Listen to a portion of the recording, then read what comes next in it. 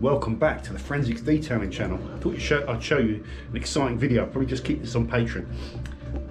I'm in the middle here of a Copart auction, and it's for a load of cars at Newbury Lane A, and I'm interested in, where is it? Lot number 49, this one here, which is this BMW M3 that has taken a whack in the back. Okay, nothing too bad. It's always good when you can see the damage. Never buy one that looks undamaged, especially if it's written off. So this is a Cat S. So this has been recorded Cat S for this damage. So underneath here, the spare tyre panels are going to be pushed in and bent. Exhaust is probably going to need patching up and remounting, and you might need a new rear bumper, although that might even be fixable. But you're probably going to need to get that on a puller. It's not going to cost a lot to repair this. Airbags haven't gone off, which is important. Looks in quite good nick on the inside. Engine bay looks unmolested, which is nice. Dirty, obviously. No errors in its running, which is good. High miler, which is not good. But the damage doesn't look too bad. One thing to look out for, front end and rear end. Well, the front looks undamaged. They won't put front end on there for no reason. So that front end worries me a little bit, but you can't view them at the moment because of COVID. So you just got to take your chance. It does look like it's dropped down a little bit, and the colour of that front bumper might be different to the main body. So you're just worried that might be concealing damage. Anyway, the whole purpose of this video, where are we? Just make sure I haven't gone past the auction. No, I've got plenty of time. The whole purpose of this video is really to talk about Copart prices. Now this car is the Cat S. You're never going to get rid of that Cat S with 150,000 miles on it. Their estimated price value is 9,120, which is probably what it's worth as a Cat S. I can't remember if they put their estimated prices factoring in the value. Is that the pre-write-off value, retail value, or is that the retail value of it repaired? I can't remember. It's been a while since I bought one on Copart. But for me, say this car was straight and it wasn't you know, an insurance write-off, I don't think it'd be worth much more than 10 or 11 grand with 150 on the clock. I know some of them 14, 15, I know prices have gone up, but normally if it's Cat S, just chalk off about 25% of the value. So I think as a Cat S, if this was all repaired, you might have an 8.5, 9 grand car if it was well presented. You know, maybe it's always luck, isn't it? You can try and sell it high. The problem with this is there's lots of risks with buying this car. Is there damage hidden inside? Is there underneath it? Is there a running problem? Is there suspension issues? Well, there probably isn't. It doesn't look like it's just been like a car parking thing. He's reversed into it, or someone's reversed into him. Slight little ripple there maybe, which can sometimes happen when you take a knock. It can ripple the rear quarter panels, but that's probably just that could be nothing actually. It could just be a reflection, but you're always looking for ripples in that rear quarter. Anyway, preliminary bids 7,300. Now on top of that, you're going to have to pay about 600 quid Copart fees. So straight away it's going to be 7,900. You're going to have to, unless you want to go up to Newbury and, you know, put it on the trailer and trailer it back, which is what I used to do. Now you might as well just get it delivered. You're probably talking about another 250 quid on top of that. So you're talking about 8,150. Plus you've got like their bidding fees and all this other stuff. Late fees if you don't pick it up. This car is actually going to sell for north, with all the fees on top, of £8,000 as a Category S write-off. That's too expensive. Problem I've noticed with Copart, you used to, you know, 10 years ago, or even longer, when they first started buying up the yards, you could get some absolute cracking bargains. But I think nowadays, with the growth of YouTube channels buying salvage, unfortunately the prices have gone sky high. A lot of these cars go off to like Albania or Lithuania or Northern Ireland. They go to other countries where they can sell them for more. A lot of the 4x4s go off to Africa and stuff like that. So, and a lot of the guys can fix them themselves, or sometimes breakers buy them, or people want them for parts mules or track cars or whatever. But that price with the fees on top, this is completely unviable, because you might as well buy one second hand with 150 fires, and you'll find a manual with 150 on the clock for just over 10 if you wait long enough, without any risk of buying salvage, and it will hold its value more. So it's a shame. But Copart, I think, great thing. It's a wicked thing. The price is the price. It's not Copart's fault, but it's just a shame, isn't it, that everything goes so high. So where are we? We're at lot. Where's the lot number? I can't see. Oh, lot 34. I'll turn the camera off. When we get close to lot 49, we'll see what this car goes for. But I'm not going to bid on it, unfortunately. I'd have paid a maximum of 6,500 for that car, because then you strap on the fees, 7,000, loading 7,250. Then it'd been okay, but for some reason, someone wants it. A few people are bidding against each other, so it's the way it goes, unfortunately. You've just got to grin and bear it. You can't have everything you want.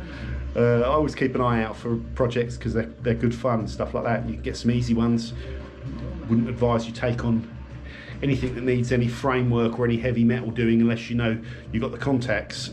And of course with COVID, not Copart, COVID now, I don't think you can go and view them at the facilities. So the way I always see it with Copart, if you make a bad decision, which can be done, you just give it back to them and sell it sell it back on Copart and cut your losses. So never be prepared to buy a car if you're not prepared to, that it could be an unviable project. They've been written off for a reason, and you know, I wouldn't do this. Someone showed me the ins and outs of buying salvage, and it took me a few years of seeing what they did before I went and bought my first one many years ago. I wouldn't recommend you just go on to sign up to Copart, you have to pay, and just start buying salvage, because there's certain things and certain instincts you need when you're buying cars on there.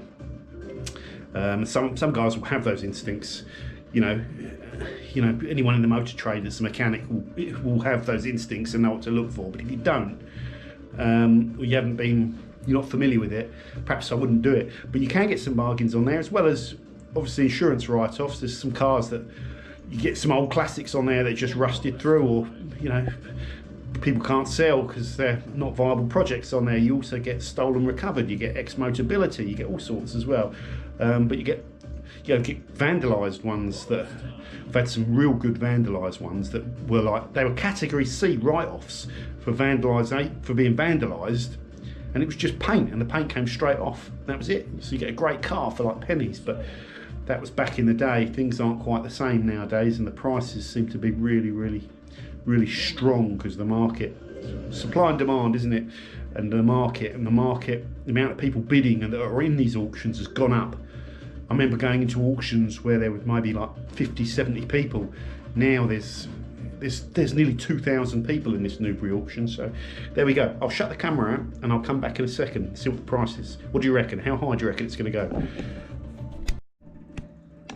Okay, we're getting close, guys. So let's have a look. Next up, Peugeot. So you have this little running clock. If someone bids, the clock resets. So you get guys letting the clock run right down to here before they bid. And you get the other guy who's bidding with them will let it run down as well. The auction goes on for hours sometimes. No one wants this though, so that's gone. Right, what's this one?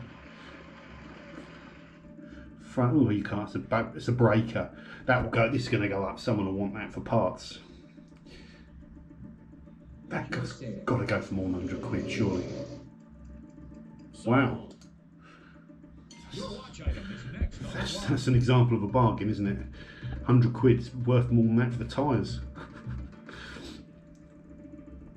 Right, R1's next. I'm really interested to see. No one's going to be interested in that. That's off to Ukraine, that one.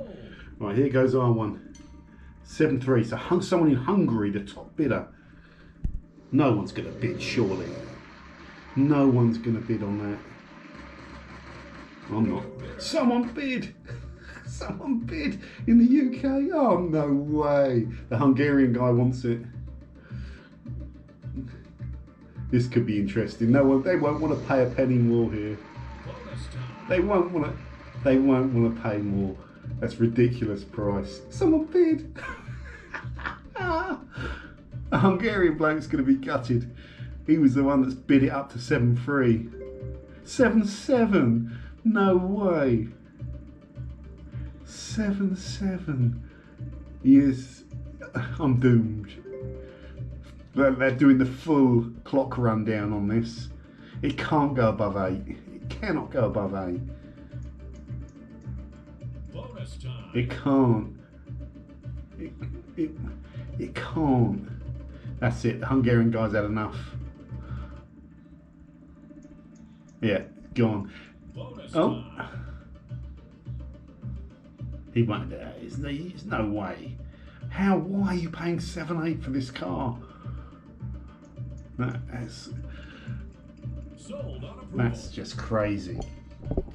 7,800 plus about 600 fees, more fees. Let's turn this music off. Let's just turn it off, full stop. 7.8 plus, let's say 700, 8.4, maybe they'll pick it up themselves. There's, even if you're fixing it yourself, like even if you're fixing that yourself, you've got to get the parts. You're probably going to need it. Not be able to bend that exhaust back into shape. There's going to be damage under there if you're just pulling it out. No breaker's going to buy it at that price, so it's going to get fixed in Hungary. Could probably get imported back in later on. There's no money in it for 150,000. How they spent that, I have no idea. There could be a lot of other things lurking with that car, so that's a phenomenal price. Anyway, that's a shame. Gutted. That is the world of Coparts. Good fun. I like seeing what the cars go for, and a lot of times when I see a car that I like, I have my maximum limit, and they're always the ones I like go for a lot more, but you've got to keep your eyes peeled, and every now and then you might get a little bargain. I mean, that E-Series, was it an E90? The front end, it's a breaker, so it's got to be dismantled, you know, the certificate, but 100 quid. So there are bargains that go on there, but I think a big chunk of this market, these 2,000 people in there, are now guys buying them at home, and that's driving the prices up. But that's just the way it goes. So cool. I just thought I'd show you a video on the on bidding for cars on Copart. Thanks for watching. See you soon.